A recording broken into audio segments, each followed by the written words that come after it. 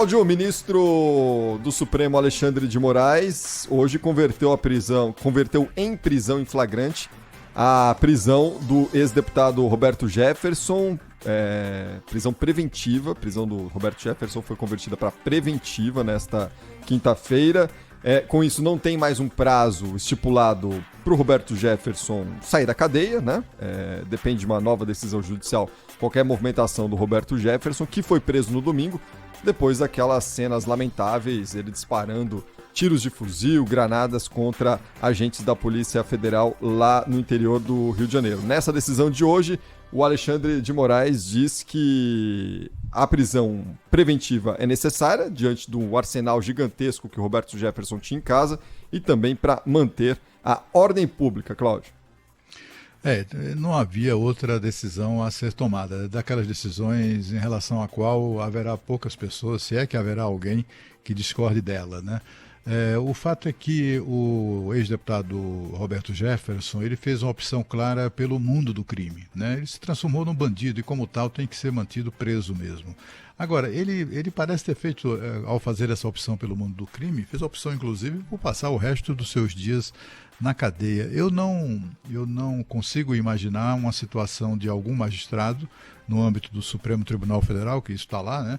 E a decisão é do Alexandre de Moraes, vai sempre cair no colo dele para decidir. Eu não acredito em relaxamento de prisão, a não ser, em último caso, daqui a muito tempo, mesmo assim, por razões humanitárias, se ele piorar drasticamente o estado de saúde, talvez ele seja conduzido para um hospital, alguma coisa assim, mas prisão domiciliar, por exemplo, relaxamento da prisão, é absolutamente improvável que isso aconteça, porque ele se revelou uma pessoa perigosa, né?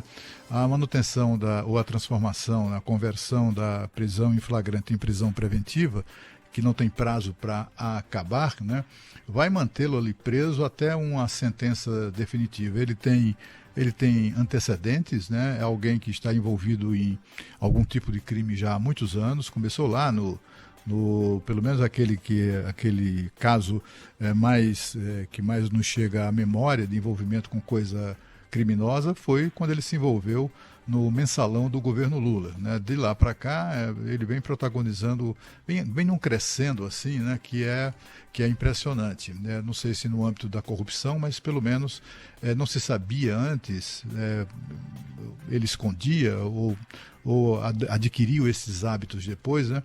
Ele começou a fazer pose com armas, inclusive de grosso calibre, chegou a ameaçar ministros e pessoas, adversários e tal, com armas, né, apontando armas, segurando armas, etc. e tal. Ele fez pose, tem até uma foto conhecida dele, que o Diário do Poder publicou ou republicou há poucos dias, em que ele aparece segurando duas pistolas, assim, como se fosse um bandoleiro, né, alguém assim, pose de bandoleiro mexicano, né, de filme de Bang Bang.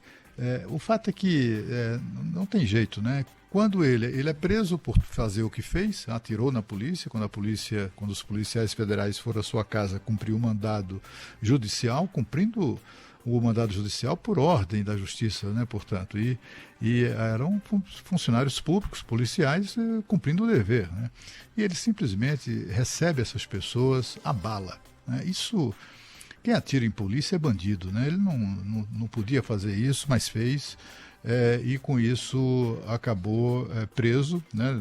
Numa história que a gente conhece, e na audiência de custódia, em vez de ele se arrepender, fazer algum gesto que denotasse alguma esperança, né, de reverter essa opção pela vida bandida, não, ele reiterou palavras grotescas, grosseiras contra a ministra Carmen Lúcia, por exemplo, e que são palavras que são consideradas tão criminosas no âmbito do Supremo quanto o próprio, tão criminosas, ou talvez até mais danosas, né, do que aqueles tiros que ele disparou, não acertou em ninguém. Se tivesse matado algum policial, seria ainda mais grave. Você veja que ele está respondendo, entre outros crimes, entre outras acusações, que são absolutamente inegáveis, né, é de 4 tentativas de assassinato, porque tratavam-se de 4 policiais federais, né.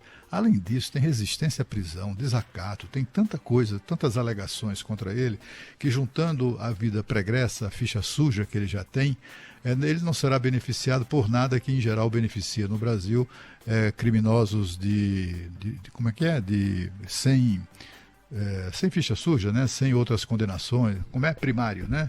Ele não é primário em nada, né? Ele desde a época do Mensalão que ele não é primário, ele cumpriu pena, né? Ele é um ex-presidiário também. Enfim, o fato é que eu não acredito que Roberto Jefferson saia da cadeia ou dessa situação, né? Como é que eu diria, sob custódia da justiça até o último dos seus dias. Eu, de fato, não acredito nisso. E não é apenas pelo arsenal que foi encontrado na casa dele, né? As pessoas, há colecionadores que têm muitas armas, né? Eu conheço gente que mantinha, era gente que é colecionador, o ministro aposentado do Superior Tribunal Militar, por exemplo, Flávio Bierenbach, é um conhecido colecionador de armas, mas nunca foi de estar exibindo isso, né? Nunca foi de estar se jaquitando disso, né? O colecionador são pessoas como qualquer colecionador, né? São pessoas sérias, são pessoas dedicadas gostam daquilo, etc. Não são aquilo ali, o arsenal não é para ser usado, né? É para ser guardado, é para ser mantido.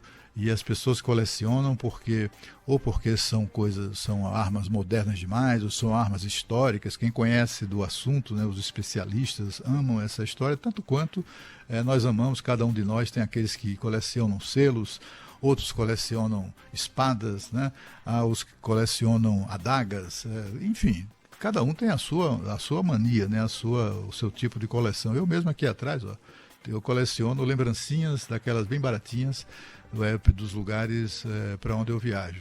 Aquela coisa de, sabe, Cristo Redentor, um bonequinho assim, pequenininho, exatamente a coleção que eu faço. Cada um tem a sua coleção. E os colecionadores de armas são, em geral, até para serem colecionadores, têm que ter reputação absolutamente acima de qualquer suspeito. Não pode ter vínculos com o crime. Essa decisão do ministro Alexandre de Moraes era aguardada, era esperada, era até exigida pela sociedade, mas tem aí esse aspecto que precisa ser esclarecido pela justiça, que é exatamente o achamento em poder de Roberto Jefferson de um arsenal de armas de grosso calibre, pistolas, etc. e tal, e mais de 7.000 cartuchos de munição. Para onde é que ele ia fazer uma guerra? Era isso? Está se preparando para tomar o poder pela força? Qual a dele, né? Mas, enfim, o fato é que ele estava em prisão domiciliar.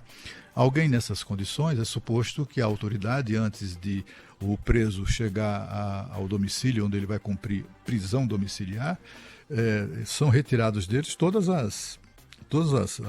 aquelas coisas listadas pela justiça, né? Há presos, por exemplo, que ficam proibidos de usar celular, aí tem que apreender o celular, que não pode entrar na internet, aí não pode ter sinal de internet, não pode ter computador, enfim. Essas coisas vão recolhendo, né?